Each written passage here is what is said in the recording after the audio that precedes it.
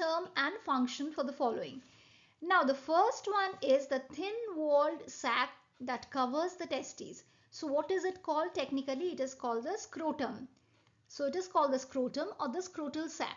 So first we are telling the technical term, then we will come to the function. Okay, the next one is the sperm duct, that is technically called the vas deferens.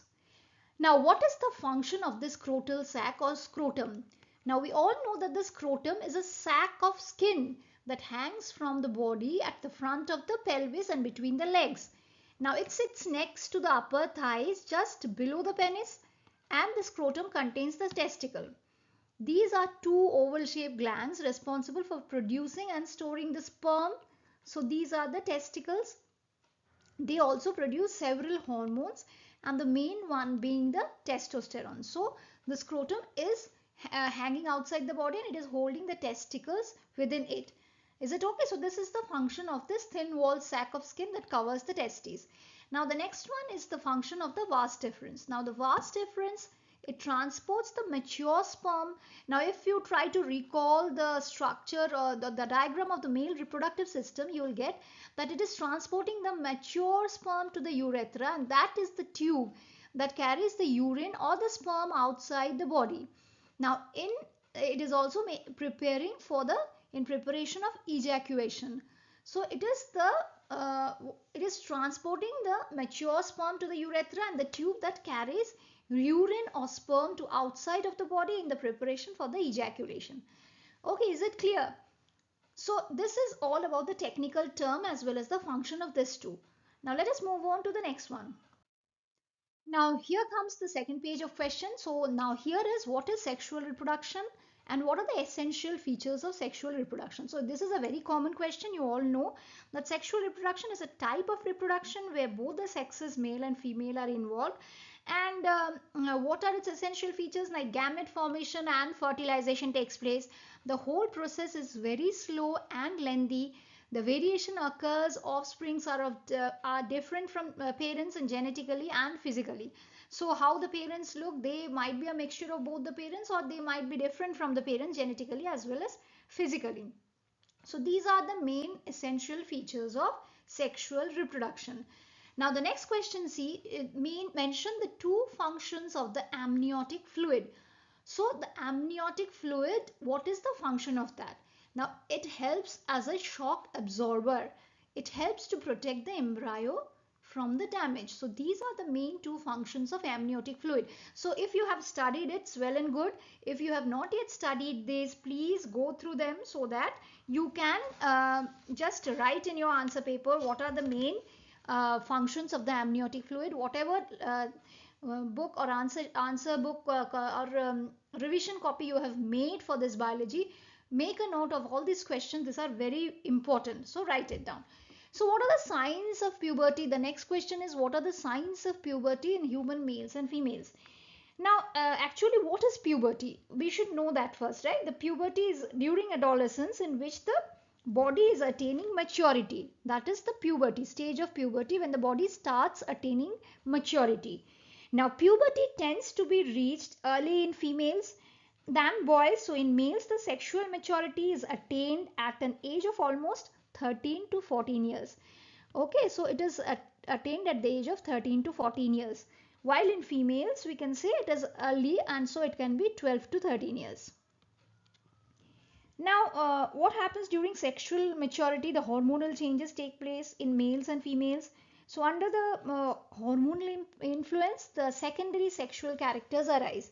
So the changes during puberty will be the secretion of more testosterone, a hormone secreted from the testes in male. And these include what? In male, the changes will be the deepening of the voice change will be happening. The shoulders will be appearing broad. There will be appearance of beard and mustache, and there will be a growth in axillary and pubic hair. These are the main signs of puberty in male. Okay, and there will be always an external, the external genital organs will be enlarged, and this formation of sperm starts during this puberty age. Now next we can say the secondary sexual characters of female. What are they? They are the same. One thing is the growth of axillary and pubic hair. the widening of the pelvis region and the hip, the enlargement of the breasts, and the onset of menstrual cycle. So these are the signs of puberty in males and females. Okay, is it clear? So let us move on to the next question. Define the 4 stages of uterine cycle. So what is uterine cycle? This is same as menstrual cycle. So it is the menstrual cycle only. So we all know the 4 stages of menstrual cycle are: first it starts with menstrual cycle. First is follicular phase, then is the ovulatory phase, and then is the luteal phase. Now mention the surgical methods of contraception in human males. So what is the surgical method of contraception? Here we know that it is vasectomy, and this one is tubectomy.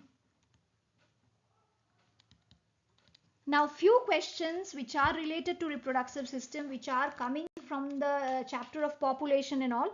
So I've included them in this lesson itself because they are mostly related to the reproductive system part. So it will be easier for you to grasp the meaning or the learn this processes here only when you are studying the reproductive system. So these are actually the lesson is population, problems and controls, but I have included the questions in this lesson itself because these are very important part which will be related to the male and female reproductive system only. So let us move on to the next one.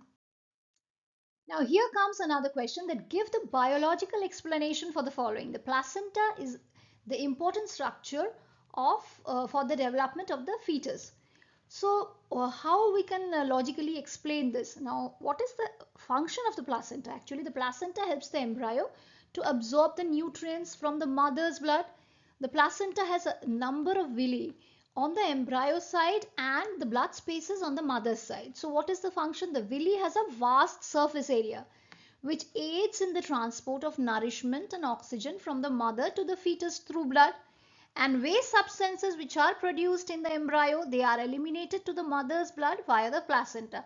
So this placenta is having a very important role in the development of the fetus. So as it is absorbing the nutrients from the mother's blood and transporting it to the embryo, it is carrying oxygen also from the mother to the fetus. These all are helping in the development.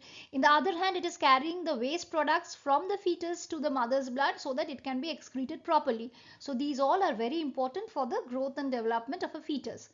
Now let us move on to the next one. Now here comes, name the various organs of male reproductive system. This you all know. Please write it down. If you just see the number, if it is of 3 or 4 marks, name the various organs of male reproductive system, then you should draw, write and label its parts. Okay, you should draw the male reproductive system and you should name the organs and you should label it. And if it is of 1 mark only, you just write the answer. So you write the main parts of the various organs of the male reproductive system. This is write on your own. You will be writing on your own. Okay, so write it on your own. So let us move on to the next part. Now here see, when the ovum gets fertilized, the menstrual cycle stops temporarily in women.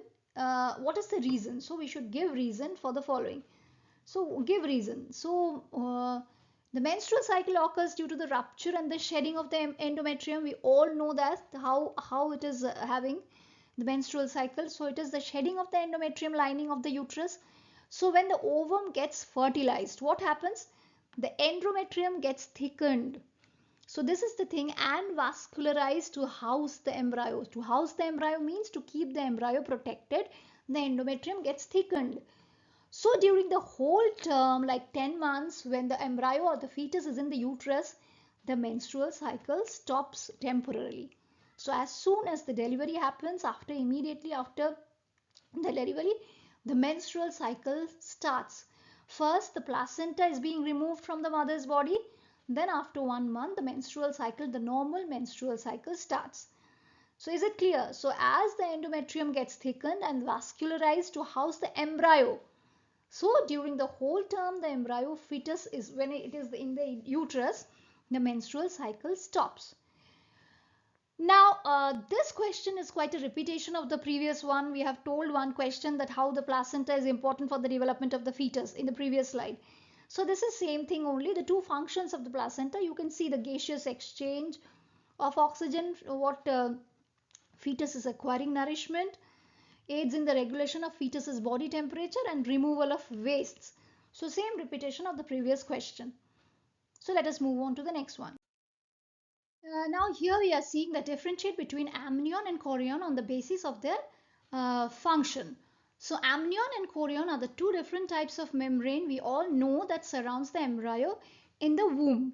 Okay, so these are two different types of membrane. So amnion is a thin transparent membrane that encloses the embryo and is filled with a fluid, whereas chorion is the thicker and opaque membrane that covers the amnion and is lined with blood vessels.